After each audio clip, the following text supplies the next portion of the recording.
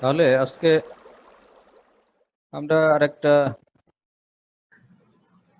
Important topic নিয়ে আলোচনা করবো আজকে, কারশফস ল, কারশফের সূত্র।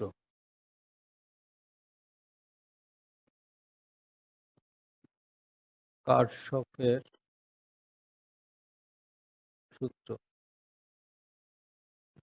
ম্যাক্সিমাম বইতে লেখা আছে কির্শফ ল, বুঝছো? কির্শফও বলে কারশফও বলে। তা আমার আবার কারশফ বলতে বলতে অভ্যাস হয়ে গেছে, আমি কারশফ লেখার সময় কির্শফও লেখি, ঠিক নাই।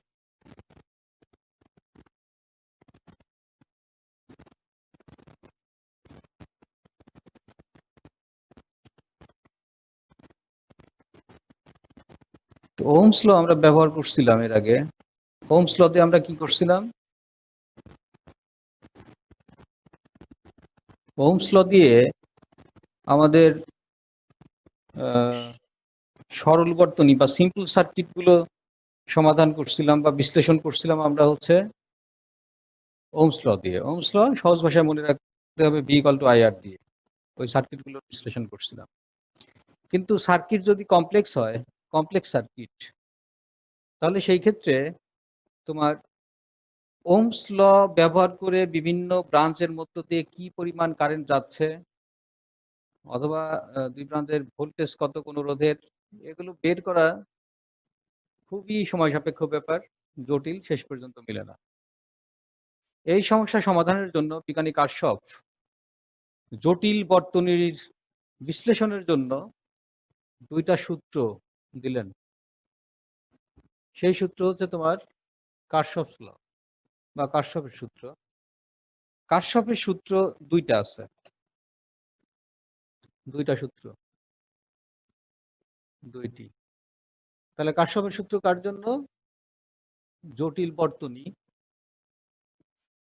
জটিল বর্তনী বিশ্লেষণের জন্য। বিশ্লেষণ কারশফের দুইটা সূত্র তাহলে কি কি? নাম্বার 1, জাংশন উপপাদ্য বা প্রবাহ মাত্রার সূত্র বলে। জাংশন উপপাদ্য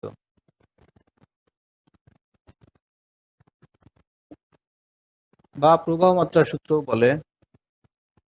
প্রবাহ মাত্রার সূত্র, এই একটা সূত্র আছে। জাংশন আরেকটা আছে হচ্ছে লুপ উপপাদ্য। আমরা আগে জাংশন উপপাদ্য আলোচনা করি। জাংশন মানে কি? সংযোগ স্থল, তাই না? বা আমরা মোড় বলি না, রাস্তার মোড়। কয়েকদিক থেকে রাস্তাটা এসে যে বিন্দুতে মিলিত হয়েছে, যেখানে মিলিত হয়েছে, এটা রাস্তার মোড় বলে, বা ওইটা হচ্ছে জাংশন। রেল জাংশন বলি। রেল জাংশন মানে কি? যেরকম ঈশ্বর দিয়ে একটা রেল জংশন বা জাংশন, সংযোগ স্থল, বিভিন্ন জায়গা থেকে ট্রেনগুলো এসে ওই জাংশনে উপস্থিত হয়, তাই না? ঠিক সার্কিটেও এরকম বিভিন্ন শাখা এসে যদি একই বিন্দুতে মিলিত হয়, তাহলে ওই বিন্দুকে বলা হবে, ওই বিন্দু বা ওই পয়েন্টটি হচ্ছে জাংশন। তাহলে এরকম জাংশন আছে। এই পয়েন্ট থেকে কোন দিক থেকে কারেন্ট আসতেছে, এদিক থেকে কারেন্ট এই পয়েন্টে, ও পয়েন্টে ঢুকলো I1, বের হয়ে গেল এখান থেকে I2, কারেন্ট আবার এই দিক থেকে ঢুকলো I3, এদিক থেকে বের হয়ে গেল I4, এবং আরেক ব্রাঞ্চ দিয়ে ঢুকলো মনে করো I5। রাস্তার যে পোলগুলো আছে, যে পোলগুলো থেকে কারেন্ট বিভিন্ন জায়গায় যে লাইনগুলো দেয়, সেই পোলে কি অবস্থা দেখবা? সেই পোলে বিভিন্ন তার, অনেক তার, অসংখ্য তার। ওই তারগুলো এসে ওই পয়েন্টে এসে জোড়া লাগে, ওই ওখান থেকে আবার বিভিন্ন বাড়িতে তারগুলোতে কারেন্ট নিয়ে যায়, তাই না? তাহলে ওই পয়েন্টকে বলা হবে জাংশন।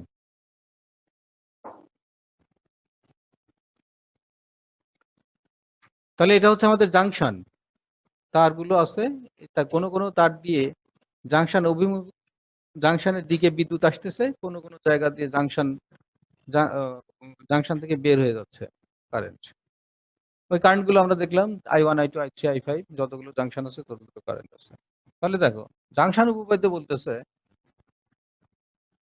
কোন বর্তনীর কোন জাংশনে মোট প্রবাহ মাত্রার বীজগাণিতিক যোগফল 0। বীজগাণিতিক যোগফল কি?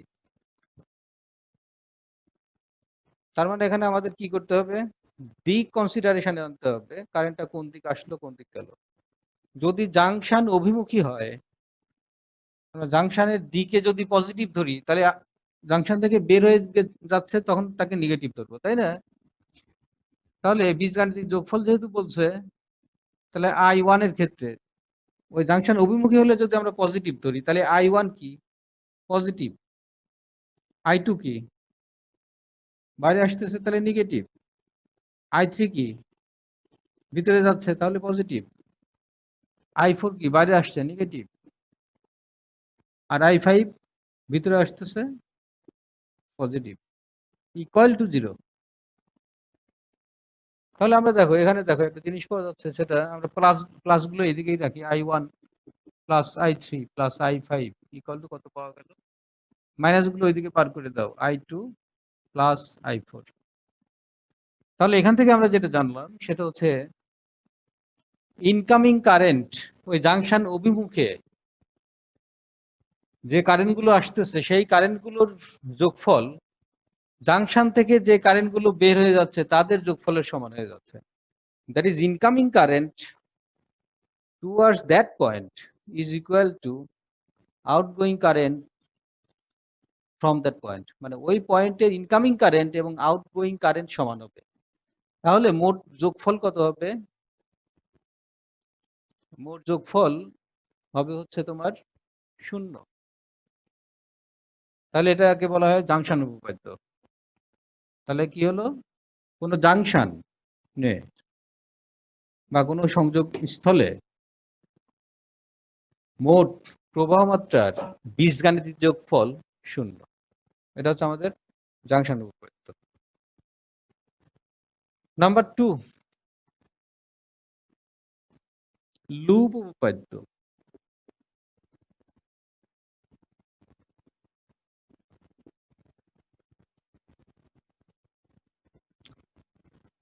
লুপ উপপাদ্য, লুপ কাকে বলে? কোন রেখা দ্বারা আবদ্ধ ক্ষেত্রকে বলা হয় লুপ। এটা একটা লুপ, এখান থেকে শুরু হয়েছে, এই রেখাটা এইভাবে ঘুরে এসে আবার ওখানে আসলো, দিস লুপ। এটা একটা লুপ, আবদ্ধ ক্ষেত্র হতে হবে, তাহলে সেটাকে বলা হবে লুপ। তাহলে এটা কার জন্য প্রযোজ্য হবে? এটা হচ্ছে কারেন্টের জন্য। লুপ উপপাদ্য হচ্ছে তোমার ভোল্টেজের জন্য। তাহলে সেই ক্ষেত্রে দেখো আমাদের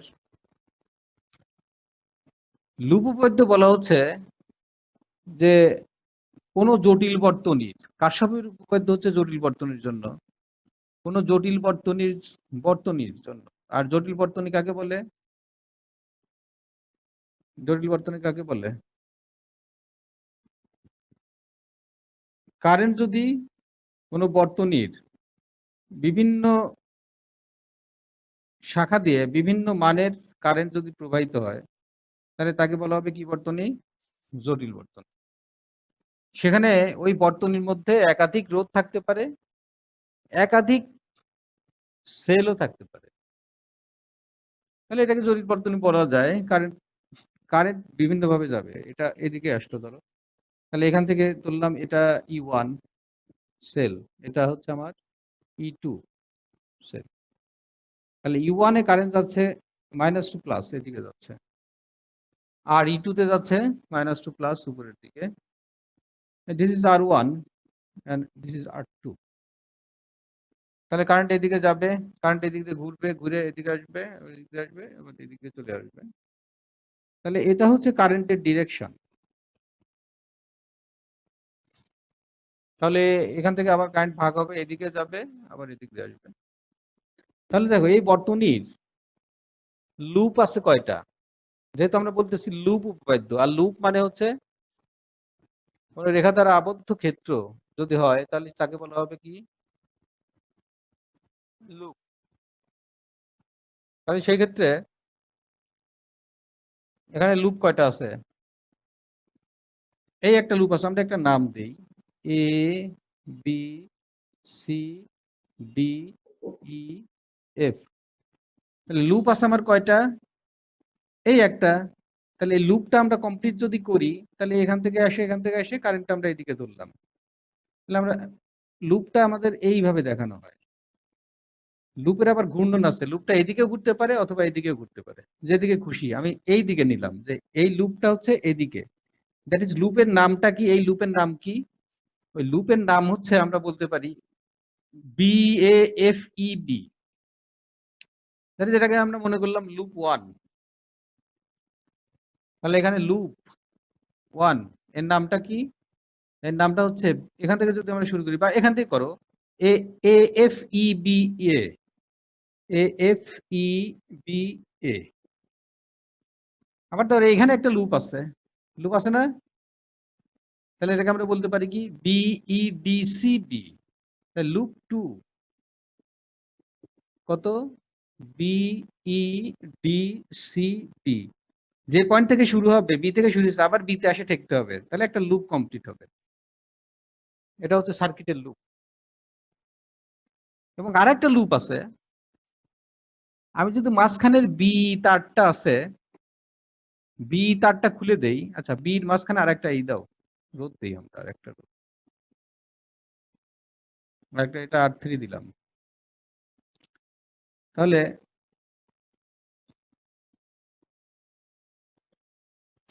বি তারটা যদি আমি খুলে দেই তাহলে এই যে লুপটা হবে কত? সম্পূর্ণ একটা লুপ হচ্ছে না?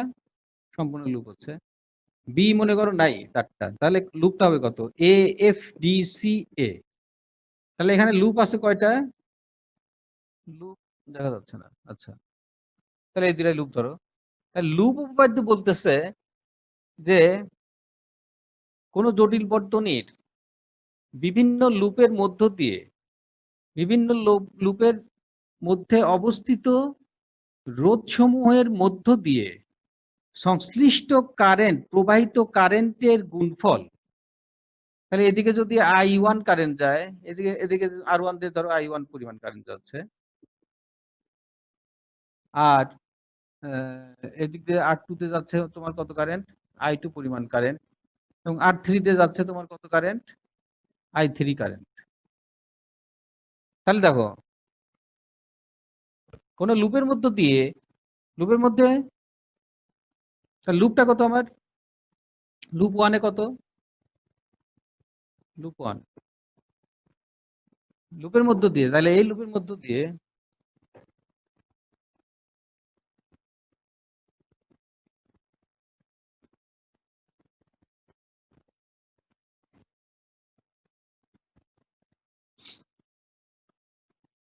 যে রোধগুলো আছে, রোধের মধ্য দিয়ে প্রবাহিত সংশ্লিষ্ট কারেন্টের গুণফল I1 R1। আর কোনটা লুপ আছে? এদিক দিয়ে আসো, এদিক দিয়ে আসো, এদিক দিয়ে আসো। তাহলে এটা কত? R3 ভিতর দিয়ে I3 কারেন্ট আসতেছে না? তাহলে I3 R3, তাহলে I1 এর ভিতর দিয়ে, R1 এর ভিতরে I1 কারেন্ট, I1 R1। আর এখানে এখানে ঘুরে এসে লুপটা কমপ্লিট করলে এইদিকে এখানে I3 R3, এর রোধের মধ্যে I3 I3 কারেন্ট যাচ্ছে। তাদের বীজগাণিতিক যোগফল লুপগুলোর, এগুলোর বীজগাণিতিক যোগফল। যোগফল মানে কি হবে তাহলে? বীজগাণিতিক যেহেতু বলছে তাহলে আমাদের চিহ্নটা হিসাব করা লাগবে। চিহ্নর হিসাব কেমন হবে? লুপটা আমরা যেদিকে ধরবো, আমি এদিকে ধরছি, এদিকে যদি কারেন্ট সেদিকেই যায় দ্যাট, তাহলে পজিটিভ হবে। কিন্তু কারেন্ট যদি লুপের বিপরীত দিকে যায় তাহলে সেটা হবে নেগেটিভ। তাহলে দেখো R1 আমরা লুপটা ধরছি এই দিকে, এই দিকে কারেন্টটাও আমার এদিকেই যাচ্ছে, R1 দিয়ে কারেন্ট আমার এদিকে যাচ্ছে, দ্যাট ইজ I1 R1 কি হবে? পজিটিভ। I3 R3, I3 আসতেছে এদিকে, কিন্তু আমরা লুপ ধরছি উল্টা দিকে, লুপ ঘুরতেছে উল্টা দিকে, তাহলে I3 R3 কি হবে? নেগেটিভ।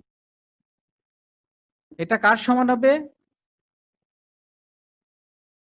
ওই লুপের মধ্যে যতগুলো তড়িৎচালক শক্তি আছে বা কোষ আছে তাদের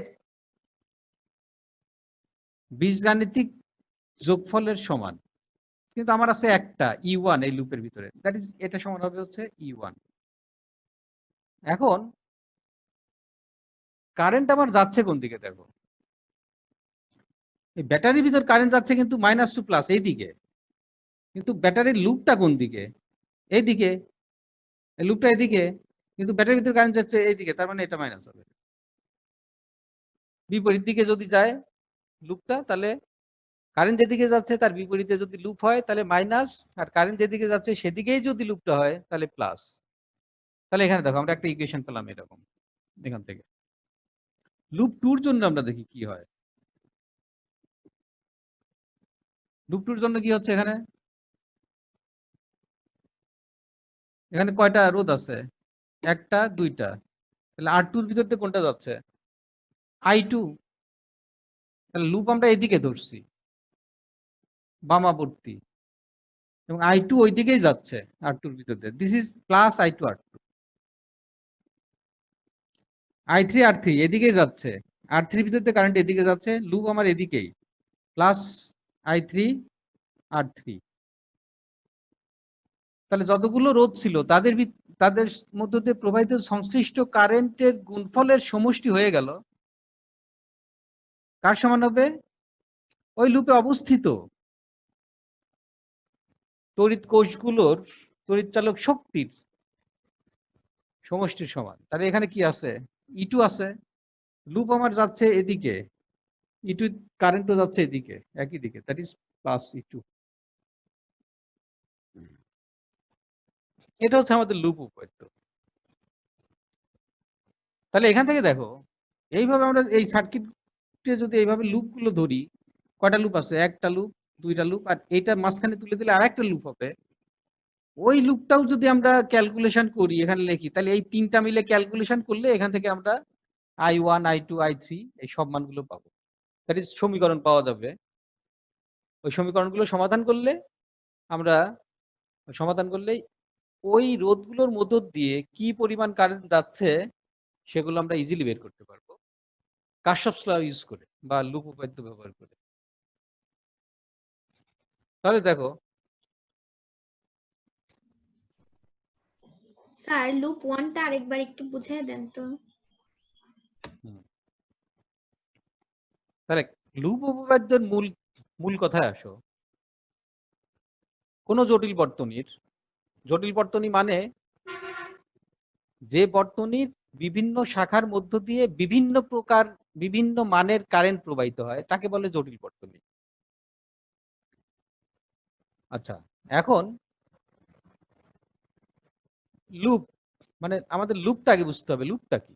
লুপ হচ্ছে কোনো রেখা দ্বারা আবদ্ধ ক্ষেত্র, যেখান থেকে শুরু হলো যদি সেখানে এসে শেষ হয় তাহলে যে ক্ষেত্রটা হবে রেখা দ্বারা ওকে বলা হবে লুপ।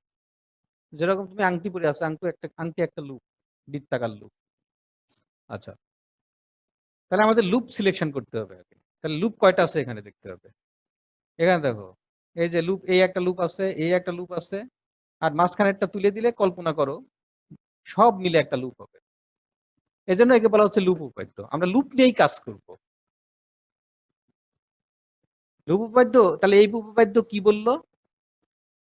যে কোনো জটিল বর্তনীর প্রত্যেকটা লুপের মধ্যে রোধকগুলোর মধ্য দিয়ে যে পরিমাণ তড়িৎ প্রবাহিত হয়, ওই রোধ এবং ওই রোধের সংশ্লিষ্ট প্রবাহ মাত্রার গুণফলের বীজগাণিতিক সমষ্টি ওই লুপে অবস্থিত তড়িৎ কোষের বিদ্যুৎ চালক শক্তির সমান, বিদ্যুৎ চালক শক্তির সমষ্টি সমান। কারণ এখানে একটা ব্যাটারি আছে জন্য আমরা E1 লিখছি, যদি দুইটা থাকতো তখন আমাদের E1 প্লাস E2 বা মাইনাস E2 যাই হোক বীজগাণিতিক যোগফল করতে হতো, না থাকলে ই এর মান 0 হতো। বোঝা গেছে? তাহলে লুপ 1টা বোঝো কিভাবে। তাহলে এখানে আমরা কি করলাম, এই যে লুপ তাহলে লুপের একটা দিক থাকবে, লুপের সবসময় কি থাকবে, দিক থাকবে। কারণ আমি যদি এদিক থেকে বাম দিক দিয়ে যাই তাহলে লুপটার দিক কোন দিকে, ডান দিকে, তাই না, ডানাবর্তী। আর যদি উল্টা দিকে যাই তাহলে এটা বামাবর্তী। অতএব লুপের একটা দিক থাকবে। এটা তুমি ইচ্ছা মতো ধরে নিতে পারো। আমি এদিকে ধরছি, তুমি ইচ্ছা করলে এদিকেও ধরতে পারো। আমি বাম দিকে, ডান থেকে বাঁয়ে ধরছি, এদিকে লুপ আছে। তবে যে সার্কিটে তুমি যেখানে ধরবা সবগুলো লুপের জন্য একই দিকে ধরতে হবে। তাহলে আমি এই লুপের এই দিকে ধরলাম। তাহলে দেখো এই লুপের ভিতরে কয়টা রোধ আছে, একটা দুইটা, এর ভিতর দিয়ে I1 কারেন্ট যায়, লুপও আমার এই দিকেই। This is I1 R1 positive. তারপর আরেকটা আছে I3, এদিকে I3 কারেন্ট এদিকে আসতেছে R3। তাহলে কত হবে, I3 R3। তো লুপ আমার উল্টা দিকে, -I3 R3 হয়ে গেল। আর এর কাজ দুইটা ছিল, আর এর কাজ হয়ে গেল। ইকুয়াল টু ব্যাটারি, ব্যাটারিতে কারেন্ট যায় কোন দিকে, নেগেটিভ টু পজিটিভ এইদিকে, কিন্তু লুপ ধরা আছে আমার উল্টা দিকে, তাহলে -U1। সেম থিং, এই সেম জিনিস আমরা এই লুপের জন্য অ্যাপ্লাই করে এখানে বসাইছি। এখন আমাদের সুবিধাটা কি, এই দুইটা আছে, আমি আরেকটা বড় লুপ ধরে যদি ক্যালকুলেশন করি তাহলে যে সমীকরণ আসবে সমীকরণগুলো সলভ করে আমাদের ওখান থেকে কারেন্টের মানগুলো পাওয়া যাবে। স্যার হুম। I1 এর দিক ওদিকে কেন, নিচে হচ্ছে ব্যাটারি আছে, তাহলে বিদ্যুৎ তো হচ্ছে বাম থেকে ডান দিকে যাবে। জটিল বর্তনীতে কোন দিকে কারেন্ট যাবে না যাবে সেটা নির্ভর করবে এইগুলোর মানের উপরে। U1 এর মান এদিকে যাচ্ছে, কিন্তু এই E2 এর মান যদি এর চেয়ে অনেক বেশি হয় তাহলে একে ঠেলে এসে এইদিকে নিয়ে চলে আসবে। বুঝো নাই? জি স্যার। কারণ বিভিন্ন ব্রাঞ্চ আছে, কোন দিক দিয়ে কি কারেন্ট যাচ্ছে, কোন দিক দিয়ে এটা নির্ভর করবে যে কোথায় ওই সার্কিটের কোথায় তোমার ব্যাটারি গুলো আছে এবং তাদের পাওয়ার কত, তার উপর নির্ভর করবে যে কারেন্ট কোন দিকে যাচ্ছে। বোঝা যায়নি? জি স্যার, বুঝতে পারছি। তাহলে দেখো, তাহলে প্রবাহ মাত্রা সূত্র আর লুপ উপপাদ্য গেল। তাহলে এটা ভোল্টেজের ল, দেখো ভোল্টেজ IR মানে ভোল্টেজ না, IR মানে ভোল্টেজ, ইউ ভোল্টেজ, এটা ভোল্টেজের ক্যালকুলেশন লুপ উপপাদ্য, আর এটা হচ্ছে কারেন্টের ক্যালকুলেশন।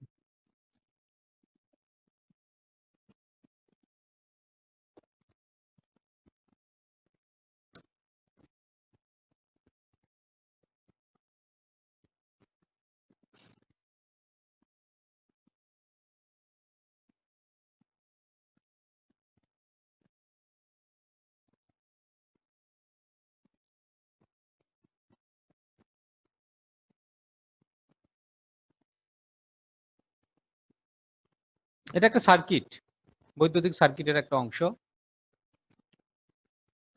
এটা U1, এটা R1, R2, R3, E2। Current এদিক দিয়ে আসতেছিল, কারেন্ট এসে কারেন্ট এদিক দিয়ে যাওয়া শুরু করলো। R1 এর ভিতর দিয়ে যাচ্ছে মনে করো কত কারেন্ট, I1 কারেন্ট, এদিক গেল। আবার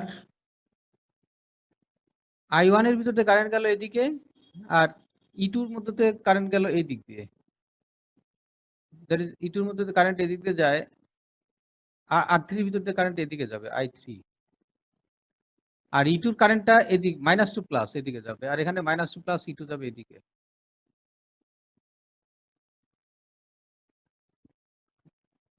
আর ধরো এখানে যাচ্ছে কারেন্ট I2, এই হচ্ছে আমাদের অবস্থা। এখন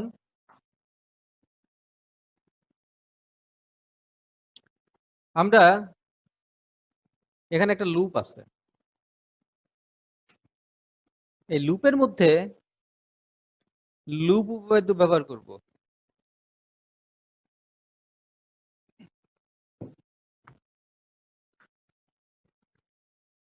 লুপ কয়টা আছে, একটা। তাহলে আমি লুপটা ধরলাম কোন বরাবর, এই দিক বামাবর্তী। তাহলে কি আছে, লুপ উপপাদ্য সংশ্লিষ্ট যতগুলো রোধ আছে রোধগুলোর মধ্য দিয়ে সংশ্লিষ্ট প্রবাহ মাত্রা গুণফলের বীজগাণিতিক সমষ্টি। তাহলে ওই লুপের মধ্যে আমি R1 এর ক্ষেত্রে কি লিখতে পারি, I1 R1,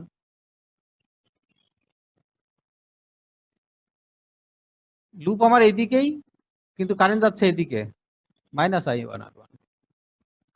R2 এর জন্য লুপ আমার এদিকে, R2 তে কারেন্ট যাচ্ছে এদিকে, মাইনাস I2 R2। R3 এর জন্য লুপ আমার এদিকে, কারেন্টও এদিকে, plus I3 R3 equal to, তাহলে আর এর কাজ শেষ। এদের বীজগাণিতিক সমষ্টি, এদের মধ্যে যে তড়িৎচালক শক্তিগুলো আছে তাদের বীজগাণিতিক যোগফলের সমান। তাহলে দেখো E1 এর ভিতর কারেন্ট যাচ্ছে এদিকে, লুপ আমাদের এদিকে, মাইনাস E1।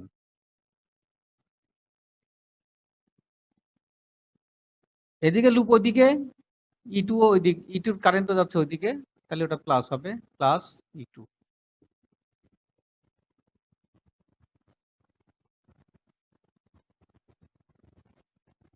এটা কি বোঝা যায়?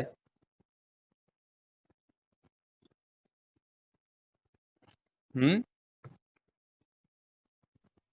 জি স্যার, জি স্যার। শোনো, ঘুমটুম লাগলে চাটা নিয়ে বসবা। তাহলে দেখো লুপ এখন,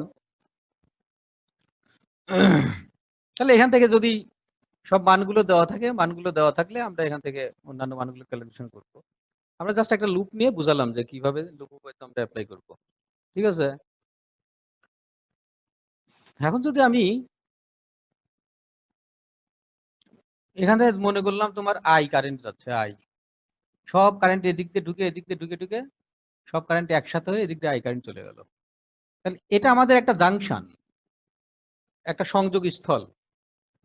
ঠিক আছে? সংযোগ স্থল কয়টা আছে এখানে? এই একটা আছে, এই একটা আছে, এই একটা, ধরলাম এ বি সি। সি সংযোগ স্থলে যদি আমরা জাংশন উপপাদ্য ব্যবহার করি বা প্রবাহ মাত্রার সূত্র ব্যবহার করি, তাহলে সেখানে আমাদের কি পাওয়া যাবে? ইনকামিং কারেন্ট আউটগোয়িং কারেন্টের সমান, বা এই পয়েন্টে প্রবাহ মাত্রাগুলোর সমষ্টি, বীজগাণিতিক সমষ্টি সমান হবে। তাই যদি হয় তাহলে দেখো আমরা এই সি বিন্দু অভিমুখী গুলোকে পজিটিভ যদি ধরি, that is I1 positive, I3 plus I3 positive সমান আই হয়ে বের হয়ে যাচ্ছে। আই যেহেতু বের হয়ে যাচ্ছে, আইটা কি হবে? Negative, minus I equal to 0। তাহলে এখান থেকে ধরো আই ইকুয়াল টু কত হয়? I1 plus I3।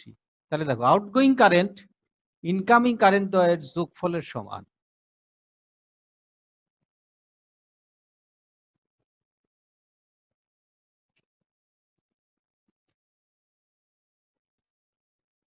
Sir I2 এর হিসাব হবে না?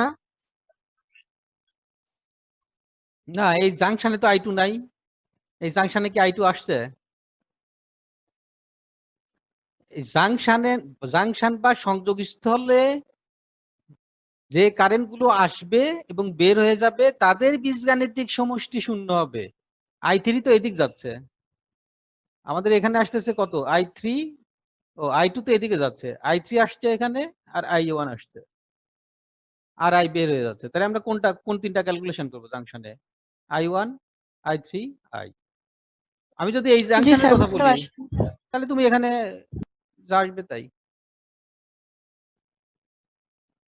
তাহলে দেখো আমরা একটা করি, অঙ্ক করি।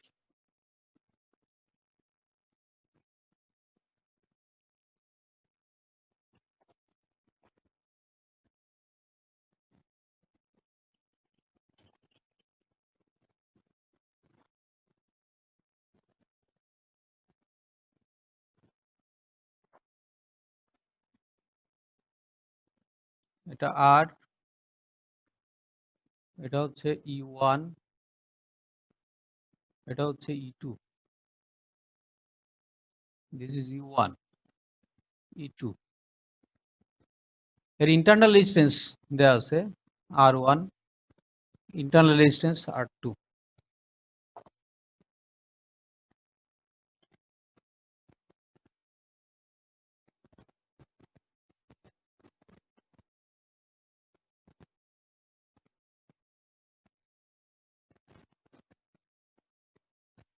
এটা ধরো 8, E2 আছে 8,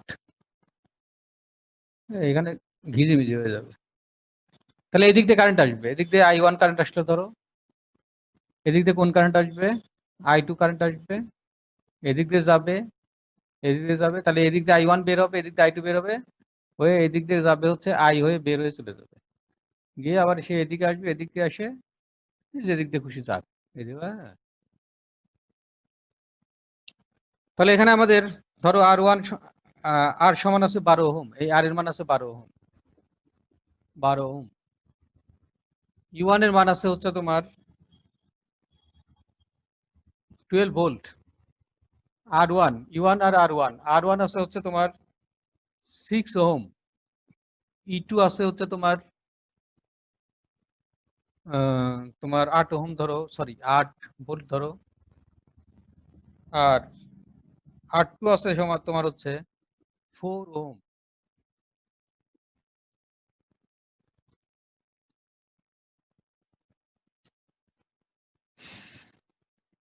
তাহলে এখান থেকে আমাদের টোটাল কারেন্টের মান কত, I ইকুয়াল টু কত, এটা আমাদের বের করতে হচ্ছে।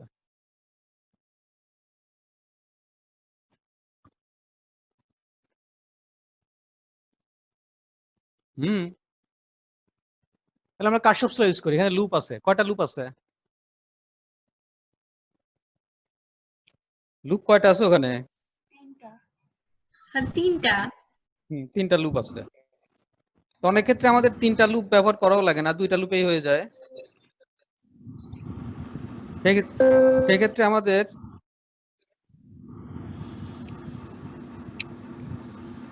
একটা নাম দেই A B C D E F. Loop 1 বা লুপ কত? লুপ 1 মানে লুপ আমরা ধরলাম এ বি সি ডি এ, এই লুপটা ধরলাম। এই লুপে আমরা এই দিক ধরি, লুপের দিক ধরা লাগবে, এদিকে লুপ ধরলাম। তাহলে ওখানে তুমি অ্যাপ্লাই করো, কারশফস ল অ্যাপ্লাই করো, কত হয়? রোধ কয়টা আছে? আর রোধ আছে না, তাহলে আই আর হবে।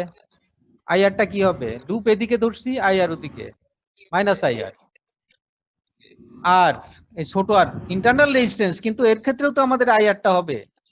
তাহলে এদিকে কি কি পরিমাণ আর আর ওয়ান এর ভিতর দিয়ে কি পরিমাণ কারেন্ট যাচ্ছে? I1 R1, কারণ এখানে তো কারেন্ট I1, তাহলে I1 R1, তাহলে এখানে যাবে হচ্ছে minus I1 R1। R loop A B লিখবো নাকি এডি সি বি লিখবো? যে কোনোটা, যেখান যে অক্ষর থেকে শুরু করবা। ও এটা উল্টা লিখছি আমি, আচ্ছা তাহলে উল্টা লিখছি এরকম, ডাইন দিকেই ধরি, এ বি সি ডি, তার মানে এইদিকে, হ্যাঁ এ বি সি ডি মানে এইদিকে। তাহলে এইদিকে হলে পরে আই ওদিকে যায়, লুপ ওইদিক, তাহলে এটা পজিটিভ হবে।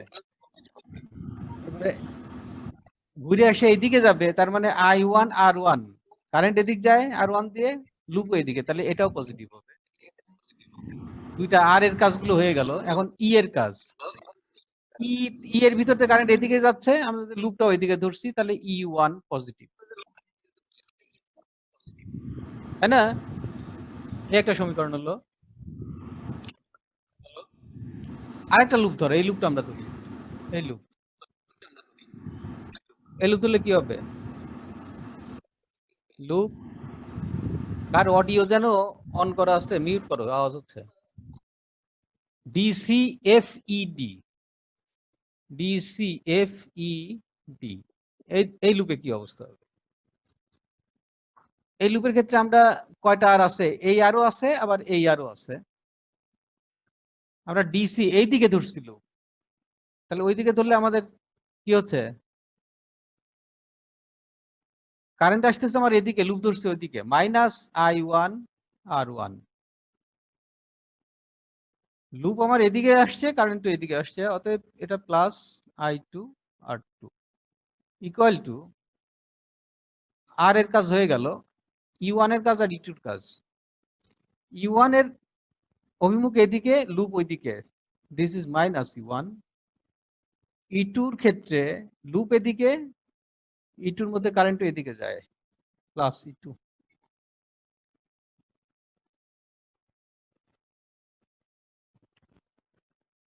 এতটুকু তো বোঝা যায়। স্যার আমি দিক যে কোনো ইচ্ছা মতো নিব নাকি? দিক তোমার ইচ্ছা মতো, তোমার সমস্যা নাই। দিক তোমার লুপের দিক ইচ্ছা মতো ধরতে পারো, আমি এদিকে ধরছি, তুমি এদিকে ধরতে পারো, বুঝছো? কোনো সমস্যা নাই, এ ব্যাপারে স্বাধীন। তাহলে দেখো, আর মানগুলো বসাই দেই, আস্তে করে মানগুলো বসাই দাও। আয়ের মান আমাদের জানা নাই, আয়ের মান চাইছে, দ্যাট ইজ আই এখানে থাকবে। বড় আর এর মান কত? 12। তাহলে এখানে কত কত হবে? 12i, তাই তো? 12i প্লাস i1 এর মান কত? i1 এর মান i1 মান দেওয়া নাই। r1 এর মান কত? 6। তাহলে 6i1 ইকুয়াল টু e1 এর মান কত? 12। আমাদের i1 এর মান বের করা লাগবে। তাহলে এখানে 12 আছে, 6 দিয়ে ভাগ করে দাও, কত হবে? 2i plus i1 equal to 2। এই একটা ইকুয়েশন পেলাম। মাইনাস i1 মানে কত? i1 মানে i1, r1 মানে 6 মাইনাস 6i1, r1 মানে কত? r1 মানে হচ্ছে 6, ওহো না, i2 r2 মানে হচ্ছে 4, তাহলে প্লাস 4, i2 মানে কত? i2 মানে i2 equal two minus 12, e2 মানে হচ্ছে প্লাস 8। মানগুলো বসিয়ে দাও, মানগুলো ক্যালকুলেশন করো, তাহলে কত হবে? Minus 6i1 plus 4i2 equal to minus 4। Minus দিয়ে গুণ করে দাও দুই দিকে, আর 4 দিয়ে ভাগ করে দাও, কত হয়?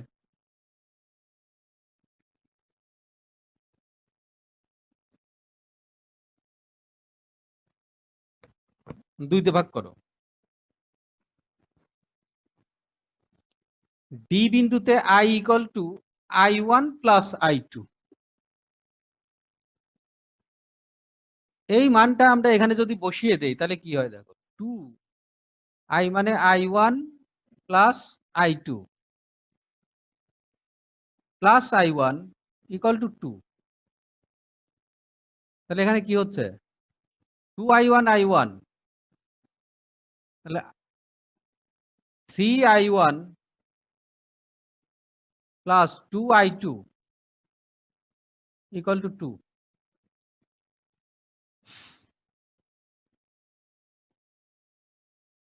তাহলে এখানে 1 নম্বর ইকুয়েশন, এটা হচ্ছে তোমার, এটা 1 নম্বর ইকুয়েশন, এটা 2 নম্বর ইকুয়েশন, এটা হচ্ছে 3 নম্বর ইকুয়েশন। সলভ করো, এই দুইটার দিকে তাকায় দেখো কি অবস্থা। তাহলে 2 ও 3 থেকে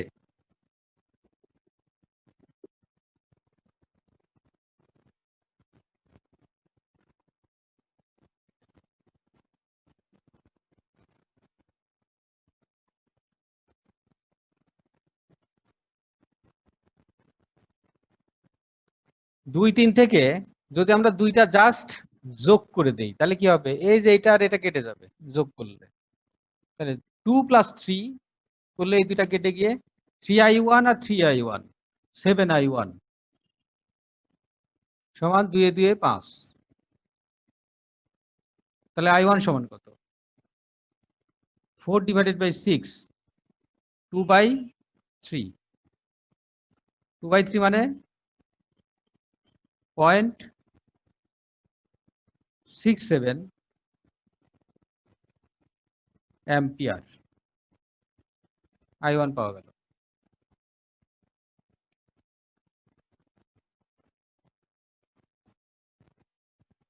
i1 আমরা পেলাম। এই i1 এর মানটা যদি আমরা এই ইকুয়েশন বা এই ইকুয়েশনে বসাই দেই তাহলে আমরা কি পাবো? i2 এর মান পাবো। তাহলে সেক্ষেত্রে দেখো, সেক্ষেত্রে আমাদের এটা 2 3, এটা 4 নম্বর, তাহলে এই 4 নম্বরের মানটা আমরা এখানে বসাই দিলাম, i1 এর মান এখানে বসাই দাও। তাহলে i1 এর মান এখানে বসাই দিই, এখানে বসাই 1 নম্বরে, 2 নম্বরে। তাহলে i1 এর মান আমরা 2 নম্বরে বসাইলাম। 2 তে বসাইলে আমাদের কি কত মান কি দাঁড়ায় 3 I1 মানে 3 × 2/3 লেখো 2/3 প্লাস 2I2 ইকুয়াল টু 2 3 কেটে গেল I2 সমান কত এই 2 আর এই 2 কেটে গেল I2 সমান হচ্ছে কত 0 তাহলে এটা হচ্ছে তোমার 5 নম্বর ইকুয়েশন তাহলে সুতরাং টোটাল I কত এই যেখান থেকে টোটাল I সমান হবে হচ্ছে তোমার I1 প্লাস I2 মানে 0 সমান 0.67 অ্যাম্পিয়ার তাহলে দেখো আমরা জটিল বর্তনীতে এই লুপ উপপাদ্য এবং জাংশন উপপাদ্য ব্যবহার করে কয়েকটা সমীকরণ পাই ওই সমীকরণ দিয়ে ক্যালকুলেশন করে আমরা বিভিন্ন ব্রাঞ্চের মধ্য দিয়ে কি পরিমাণ কারেন্ট প্রবাহিত হচ্ছে এটা বের করতে পারি এটা হচ্ছে কারশফস ল কারশফের সূত্র স্যার দ্বিতীয় লুপে হচ্ছে E1 আর E2 এর দিক একই দিকে না? E1 এর দিকে এদিকে E2 এর দিকে এদিকে তাহলে দ্বিতীয়টা তাহলে লুপ আমাদের এদিকে প্রথমটায় লুপ এদিকে হ্যাঁ ঠিকই তো আছে E2 এর জন্য আমরা প্লাস ধরছি উপরটার জন্য প্লাস ধরছি দুইটার তো প্লাস ঠিক আছে কিন্তু দ্বিতীয়টার জন্য E1 এর ক্ষেত্রে কত হবে এদিকে যখন লুপ আসতেছে তাহলে এই লুপটা E1 কে যখন অতিক্রম করবে তখন এদিকে যাচ্ছে কিন্তু E1 এর কারেন্ট তো আমার এদিকে সেক্ষেত্রে E1 মাইনাস হচ্ছে এখানে আর E2 প্লাসই হবে এটা খেয়াল করে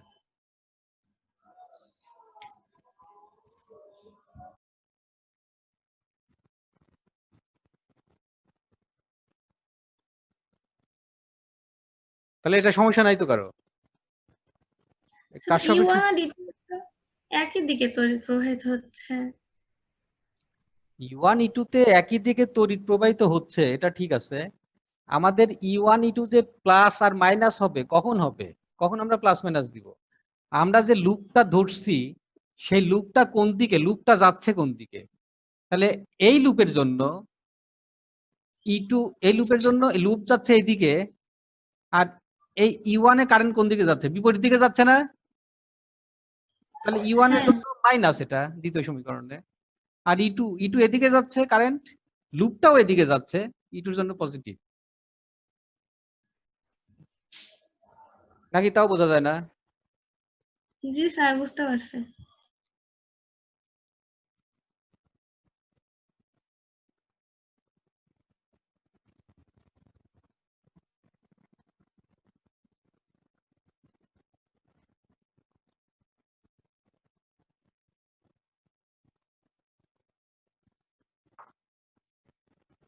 কারশফস ল কিন্তু ওই ছেলেপেলে বিরক্তি হয়ে যায় বোঝার জন্য ওই সার্কিট দেখলে বিরক্তি হয়ে যায় এদিক ওদিক লুপ টুপ শেষ পর্যন্ত ওই রেখে দেয় তো ওই জন্য ধীরে ধীরে করালাম বুঝতে পারলে খুব ইন্টারেস্টিং বুঝছো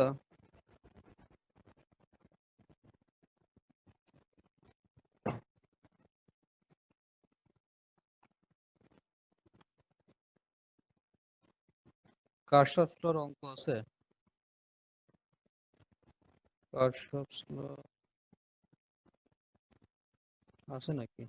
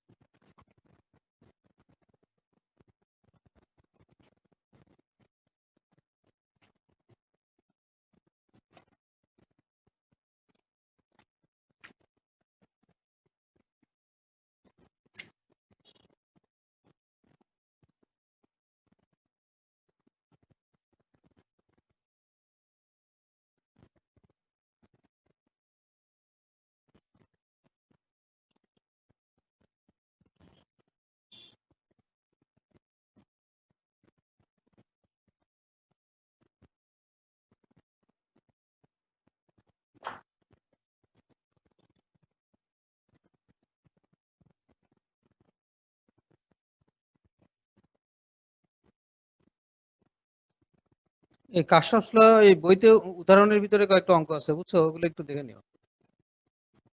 বইতে উদাহরণের অঙ্কগুলো আছে, ওগুলো একটু দেখে নিও। তাছাড়া এমনি তোমার ওই অনুশীলনীর ভিতর, সৃজনশীলের ভিতর 2-4টা আছে, আর ওদিকে অনুশীলনীতে ওই ভিতরে ঢুকে আছে, দেখা লাগবে কিছু। আচ্ছা,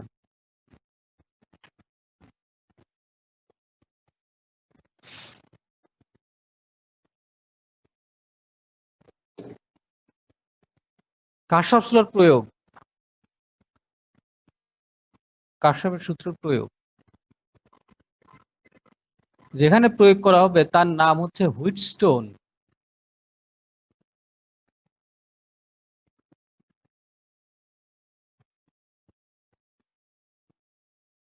হুইটস্টোন ব্রিজ,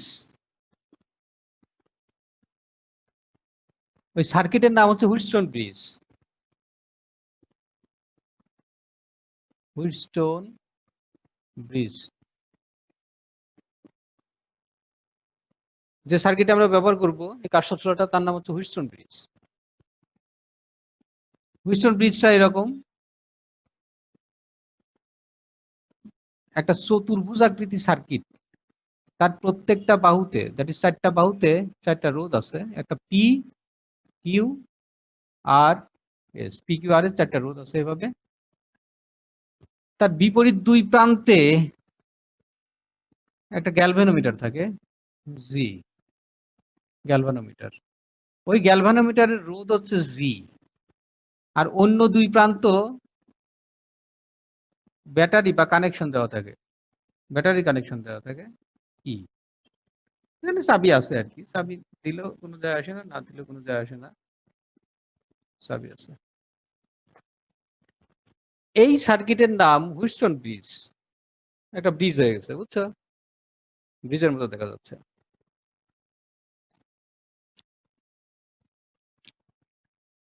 তাহলে এই সার্কিটের নাম দেই A B C D. Sir আমার লাইন কেটে গেছিল, আরেকবার বলেন এই চিত্রটা। চিত্র যা দেখা যাচ্ছে তাই, এর নাম হচ্ছে হুইটস্টোন ব্রিজ। হুইটস্টোন ব্রিজটা কেমন? 4টা বাহু থাকে, 4টা বাহুর 4টা রোধ থাকে, পি একটা রোধ, কিউ একটা রোধ, এস একটা রোধ, আর একটা রোধ, পি কিউ আর এস 4টা রোধ থাকবে এইভাবে। তার বিপরীত 2 প্রান্তের মধ্যে, 2টা বিপরীত প্রান্তের মধ্যে একটা গ্যালভানোমিটার থাকে, এর নাম হচ্ছে গ্যালভানোমিটার। গ্যালভানোমিটার নাম শুনছো কখনো? হুম, ওই গ্যালভানোমিটারের রোধ হচ্ছে জি। গ্যালভানোমিটার কি দিয়ে, গ্যালভানোমিটারতে কি খায়? ভাত খায় না মাছ খায়? তড়িৎ প্রবাহের অস্তিত্ব মাপে। অস্তিত্ব মাপে, এটা জানতে হবে, অস্তিত্ব। তড়িৎ প্রবাহ এত কম পরিমাণে হচ্ছে যে আমি বুঝতেই পারতেছি না, কারণ মানুষের শরীরে তো একটা ভোল্টেজ আছে, খুবই ভোল্টেজ কম, যদি ভোল্টটা খুবই কম, যার জন্য কারেন্ট যদি খুব সামান্য পরিমাণে যায় আমরা বুঝতেই পারবো না যে কারেন্ট যাচ্ছে কিনা। যেরকম 1.5 ভোল্টের ব্যাটারি তুমি 2 আঙুলে ধরলে কি শর্ট লাগে? শর্ট খাও? পেন্সিল ব্যাটারিতে শর্ট খাইছো কোনোদিন? খাইছো কেউ কেউ? না? কেন শর্ট খাও না? আচ্ছা, ঠিক এরকম। তারপরে হচ্ছে তোমার ওই যে ছোট ছোট যে ব্যাটারি গুলো থাকে, ওগুলো ওই যে অনেক সময় ঘড়ির ভিতরে থাকে, ওই ব্যাটারি গুলো আমরা কি করি, অনেক সময় জিবার উপর দিয়ে টেস্ট করি, জিবার উপর নিলে যদি চার্জ থাকে তাহলে তির তির তির তির করে, বুঝছো? হাতে তো বোঝাই যায় না।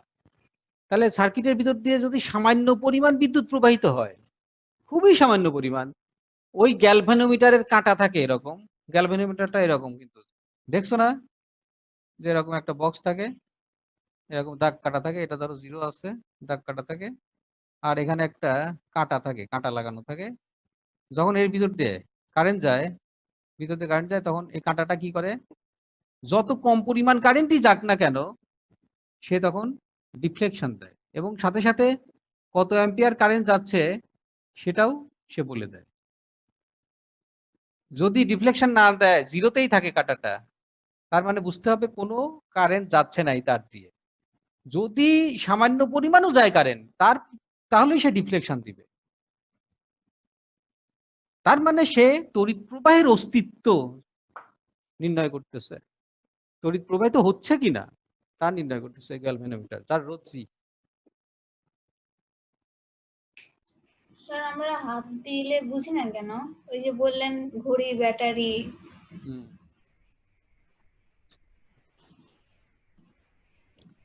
ঘড়ির ব্যাটারিতে যে পরিমাণ বিভব পার্থক্য, ভোল্টেজ বিভব পার্থক্য খুবই কম, তার চেয়ে আমাদের বিভব অনেক বেশি। আর যে কারেন্ট ওখান থেকে পাস হয় খুবই সামান্য, তার জন্য ওই প্রোটেক্টিভ পাওয়ার আমাদের আছে। অনেকে দেখবে যে কারেন্টের, অনেক ইলেকট্রিশিয়ান কারেন্টের কাজ করে দেখবা খালি হাত দিয়ে, ওই দুই তার ধরে এভাবে, দুই তার ধরে করে কি দুইটা জয়েন্ট দেয় এইভাবে, হাতে কিন্তু কিছুই নাই তার, ওই তার দুইটা ধরে এরকম করে, এরকম করে করে জয়েন্ট দেয়। বুঝছো? তুমি পারবা? আমি পারবো? কারণ সে ওই কাজ করতে করতে ওর প্রোটেক্টিভ পাওয়ার বেড়ে গেছে। যেরকম ইদানিং করোনা ভাইরাস, যার করোনা একবার হয়েছে তার তো অ্যান্টিবডি হয়ে গেছে, তাই না? পরে আর তার করোনা ধরতে পারে না, অ্যান্টিবডি হয়ে গেছে, প্রতিরোধ ক্ষমতা বেড়ে গেছে। তার মানে যে এরকম ওই অনেকের প্রতিরোধ ক্ষমতা কম বেশি আছে। যারা ইলেকট্রিশিয়ান সবসময় কাজ করতে করতে যে শকটা লাগে বা যে কারেন্ট জনিত কারণে যে চার্জ হয় সেটা সে প্রোটেকশন করতে পারে। তাহলে এটার নাম হচ্ছে হুইটস্টোন ব্রিজ। হুইটস্টোন ব্রিজের মূলনীতিটা কি, কিভাবে সে কাজ করে, কিসের কাজ? এর মূলনীতি হচ্ছে এই ব্রিজ দিয়ে আমরা, ব্রিজটা না, মূলনীতি না, এই ব্রিজটা কিভাবে কাজ করে? এই ব্রিজটা হচ্ছে এই চারটা রোধ আছে, পি, কিউ, আর এবং এস, চার বাহুতে তিনটা রোধ আমাদের জানা, পি কিউ আর জানা রোধ, একটা রোধ থাকবে অজানা, দ্যাট ইজ এসটা অজানা রোধ। হুইটস্টোন ব্রিজের সাহায্যে এই অজানা রোধটা নির্ণয় করা যায়। তাহলে যে কোনো ধরনের অজানা রোধ তোমার রোধটা জানা নাই, সেই ক্ষেত্রে আমরা কি করতে পারবো, ওই রোধটা এনে এই চতুর্থ বাহুতে বসাই দিলে পরে আমরা এই হুইটস্টোন ব্রিজের মাধ্যমে অজানা রোধের মান নির্ণয় করতে পারবো। এটা হচ্ছে হুইটস্টোন ব্রিজের মূল কাজ। আমরা অজানা রোধ নির্ণয়ের জন্য হুইটস্টোন ব্রিজ ব্যবহার করি। তাহলে হুইটস্টোন ব্রিজের ক্যালকুলেশন করার জন্য আমাদের আগে জানতে হবে ব্রিজের সাম্যাবস্থা কি জিনিস। ব্রিজের সাম্যাবস্থা,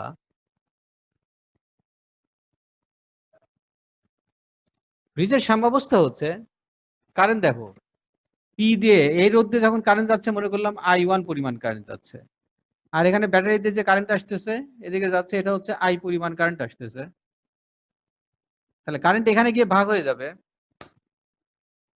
I1 এদিকে গেল, আর এর ভিতর দিয়ে কত যাবে, ধরো I2 এখানে যাবে, এখানে গিয়ে কারেন্ট আবার ভাগ হবে, I1 ভাগ হবে এখানে, এদিকে আসবে, গ্যালভানোমিটার দিয়ে যাবে, গ্যালভানোমিটার দিয়ে যে কারেন্ট যাবে ধরো IG পরিমাণ যাবে, আর কিউ এর ভিতর দিয়ে যাবে I3 পরিমাণ কারেন্ট যাবে কিউ এর মধ্য দিয়ে, এখানে গিয়ে ভাগ হবে IG, আর I3 দিয়ে ভাগ হলো। আবার I2 এদিক দিয়ে আসবে, IG এদিক দিয়ে এসে এখানে I4 হয়ে বের হয়ে যাবে। এটা হচ্ছে আমাদের কারেন্টের ডায়াগ্রাম। তাহলে I4 I3 এদিক দিয়ে এসে এদিক দিয়ে আবার সে I হয়ে সার্কিটে ঢুকে আসে, I হয়ে বেরিয়ে যাবে।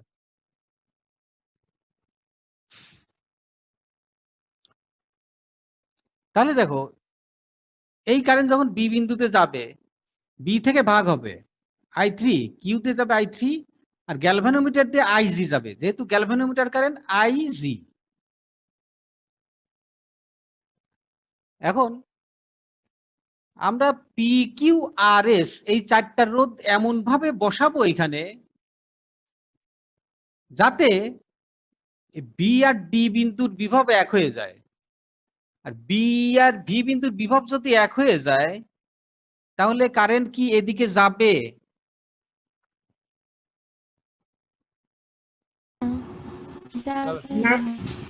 যাবে না। ভিবি মাইনাস ভিডি এই দুই বিন্দুর বিভব পার্থক্য মনে করলাম বি।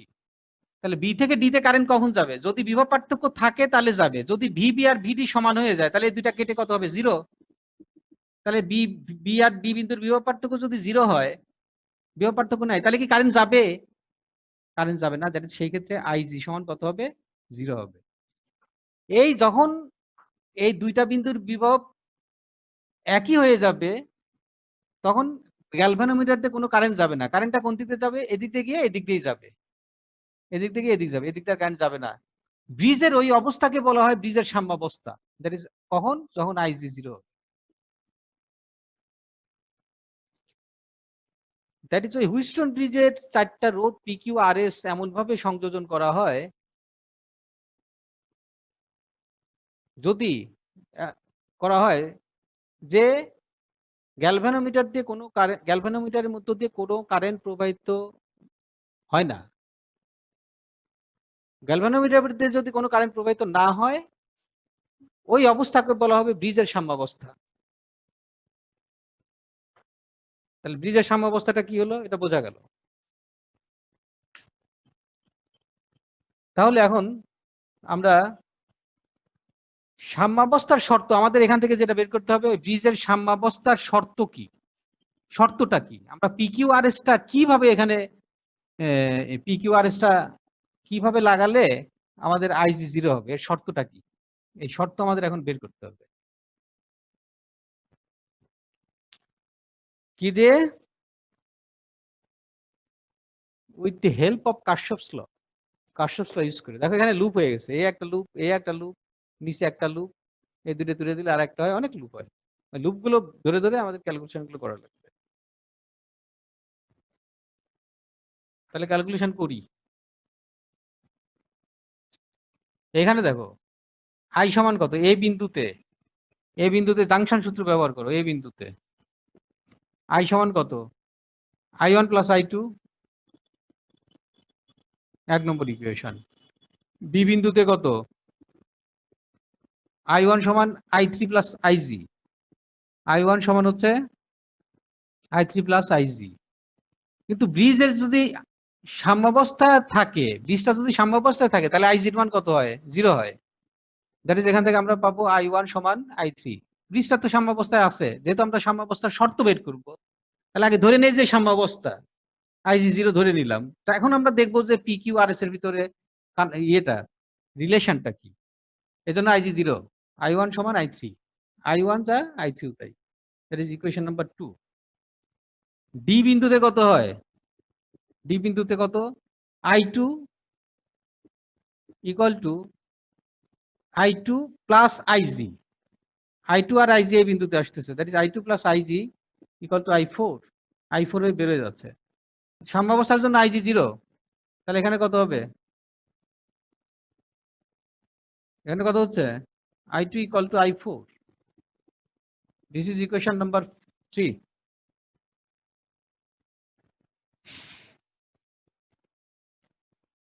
এখন এই লুপ ধরো, এই লুপটা আমরা ধরলাম ABDAB, সরি ABDA। তাহলে ABDA লুপ, ABDA লুপ। এই লুপে কি হচ্ছে? I1P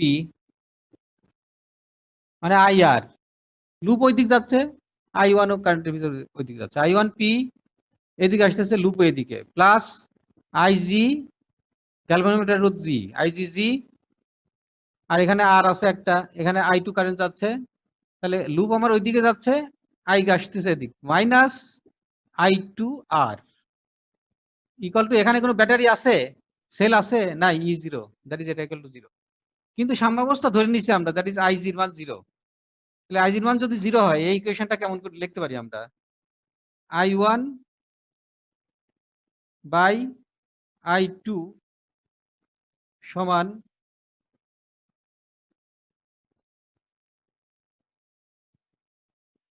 I1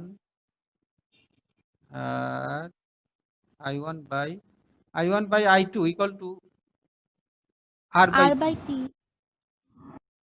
4। আবার এই লুপে ধরো, এই লুপটা কত? BCDB তে লুপে I3Q, আমরা এদিকে লুপ ধরছি, দ্যাট ইজ I3Q পজিটিভ। এদিকে কিন্তু কারেন্ট যাচ্ছে ওইদিকে, মাইনাস I4 S, আর লুপ যাচ্ছে এদিকে, কারেন্ট আসতেছে এদিকে, minus I4 IgG, minus IgG equal to, এখানে কোনো এই লুপের ভিতরে কোনো ই নাই, মানে ই এর মান 0। তাহলে এখানে সাম্যাবস্থার শর্তের জন্য IG এর মান কত? 0 ধরে নিলাম। তাহলে এখানে কি হয়? I3/I4 সমান কত হয়? I3/I4 সমান কত হয়? S/Q.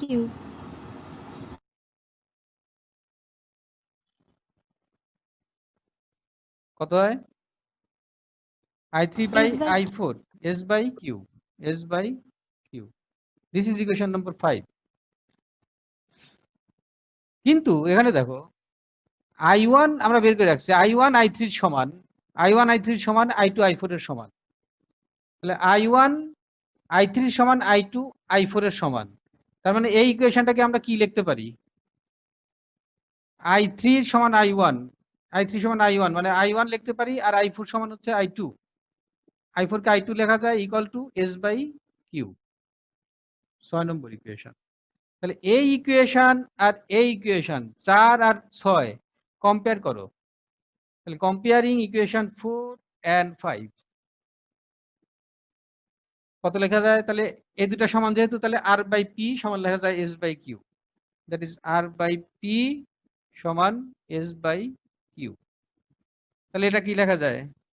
এটা আমরা আরেকটু সাজায় যদি লিখি, P/Q সমান R/S, P/Q equal to R divided by S। এটাই হচ্ছে আমাদের হুইটস্টোন মিটার ব্রিজের সাম্যাবস্থার শর্ত। এই যে সাম্যাবস্থা মানে IG0 কখন হবে? ওই শর্তটা P/Q সমান R/S যদি হয়, তাহলেই ব্রিজটা সাম্যাবস্থায় আসবে, মানে গ্যালভানোমিটারের ভিতর দিয়ে কোনো কারেন্ট প্রবাহিত হবে না।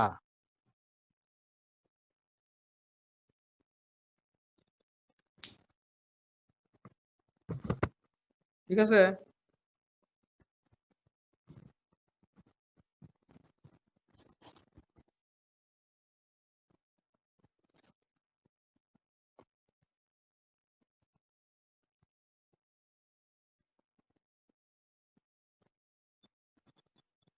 তাহলে তোমাকে 4টা রোধ দেওয়া হইলো, P সমান 20 ওহম, Q সমান 10 ওহম, R সমান হচ্ছে 15 ওহম, অজানা রোধ S, এই যে P/Q/R 3টা রোধ আমার জানা আছে, কিন্তু এসটা অজানা রোধ, এটা আমরা বের করবো। আমাদের এখন এসটা বের করতে হবে। তাহলে আমরা কোন সূত্র ব্যবহার করবো? হুইটস্টোন মিটার ব্রিজের এই শর্ত ব্যবহার করো, P/Q সমান R/S। তাহলে আমরা জানি P/Q সমান কত? R/S। হুইটস্টোন মিটার ব্রিজের শর্ত এই যে P/Q R/S। তাহলে এখান থেকে S সমান কত? R/Q divided by P। মানে আর কত? 15 ইন্টু Q মানে 10, P মানে কত? 20, 10 দুগুণ 20, 7 দুগুণ 14.5, 7.5 ওহম। তার মানে এস রোধের মানটা কত হবে? 20, 10, 15 ওহম রোধ এখানে লাগাইলে এস রোধের মান কত হলে ব্রিজটা সাম্যাবস্থায় আসবে? এস রোধের মান যদি আমরা 7.5 ওহম লাগাই, তাহলে ব্রিজটা সাম্যাবস্থায় আসবে, মানে IG0। বুঝছো?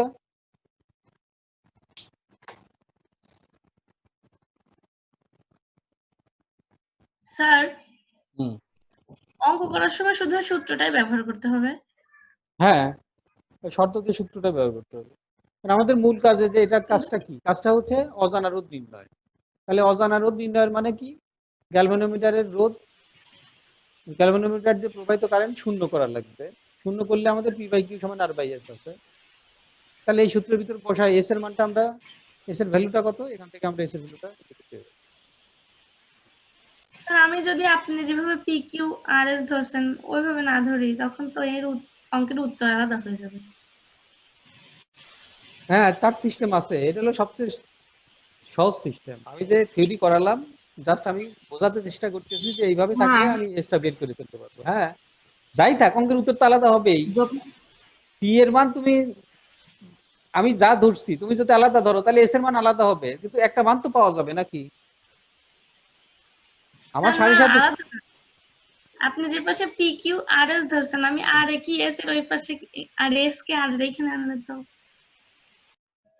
তুমি এখানে, আমি পি কিউ আর এস ধরলাম, তুমি এখানে এটাই বি ধরো, এটা আর ধরো, এটা কে ধরো, এটা এল ধরো, তাতে তোমার সমস্যা নাই।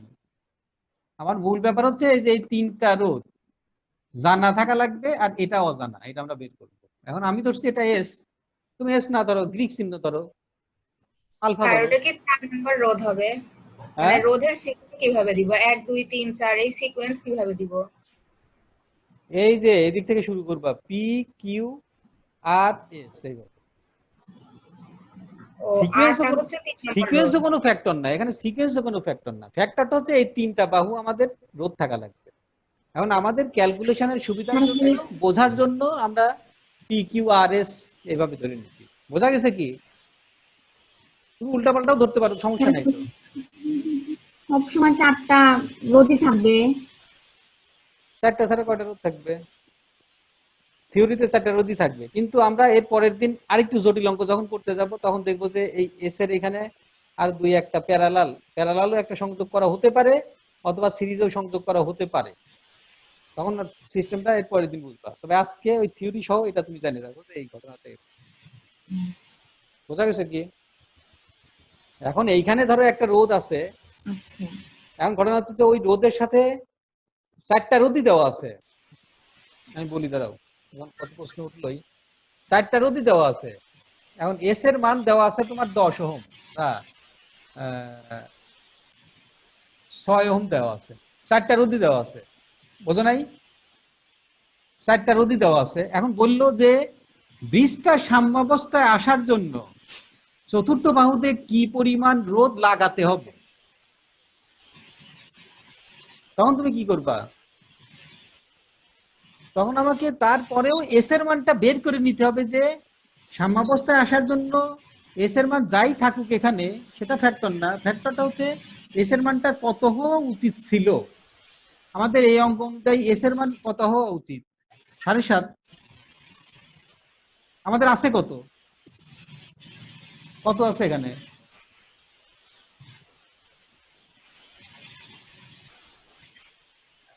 এই কত আছে না? এই যেখানে 6 ওহম নাই, তাহলে এখানে 6 ওহম আছে। তাহলে আমাদের তাহলে এই এস এর এখানে আর কত ওহম রোধ লাগাতে হবে? কিভাবে লাগাতে হবে বলো তো? 1.5 ওহম শ্রেণীতে লাগাতে হবে। রাইট। এই যে তখন এখানে শ্রেণীতে আমাদের আর কয় ওহম লাগাবো? এই যে 7.5 বিয়োগ 6 সমান 1.5 ওহম রোধ। যেহেতু যোগ করা লাগবে, তাহলে এটা শ্রেণীতে লাগাতে হবে, শ্রেণীতে লাগাতে হবে। তাহলে এখানে আমরা 1.5 ওহম রোধ আর একটা রোধ এখানে লাগাই দেবো। বুঝছো? যদি এখানে 7.5 ওহম না হয়ে এখানে থাকতো 10 ওহম, তাহলে কি করতে? প্যারালালে। রাইট। তোমার এখানে বেশি আছে, আমাকে কমাতে হবে। কমানো মানে কি? প্যারালাল। তখন আমাকে প্যারালালে লাগাতে হতো। প্যারালাল সিস্টেমটা কি? প্যারালাল হচ্ছে তোমার 1/7.5 বিয়োগ 1/10। বোঝা গেছে?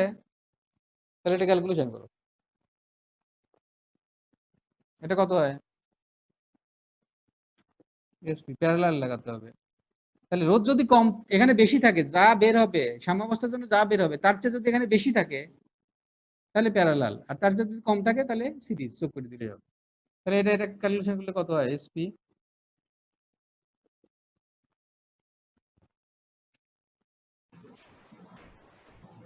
30 হয়, 30। তাহলে দেখো, তাহলে সেই ক্ষেত্রে যদি 10 ওহম থাকে, তাহলে সাম্যাবস্থায় আনতে আমাদের এখানে কি রোধ লাগাতে হবে? এখানে তখন কি করা লাগবে? তখন প্যারালাল লাগান লাগবে, কারণ এসটা আছে সিরিজে, তখন আমাদের প্যারালালে লাগান লাগবে এইভাবে। এসপি, এসপি মানে কত?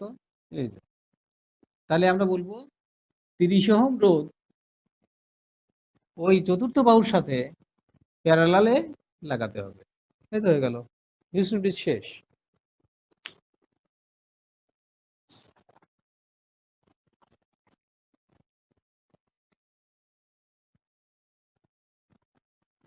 টাইপ 8 হুইসটন ব্রিজের অঙ্ক আছে টাইপ 8 এ। টাইপ 8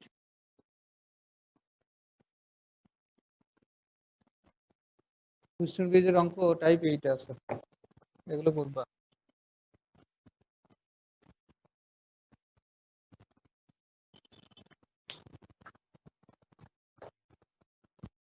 তা কি ক্লিয়ার, হুইসটন ব্রিজ কি ক্লিয়ার হইছে? হ্যাঁ হ্যাঁ, হুইসটন ব্রিজটা একটু ভালো করে দেখবা, এটা কিন্তু খুব ইম্পর্টেন্ট জিনিস। তোমাদের এই যে ইন্টারমিডিয়েটে যেগুলো আছে সব কিছু আসলে ইম্পর্টেন্ট, মানে এগুলো একটা বাদ দিয়ে রাখে আর একটা পড়লে পরেই তুমি তখন দেখবা যে আর সামনে কিছু বুঝতেছো না, খুব বেসিক জিনিস, কনসেপচুয়াল জিনিস।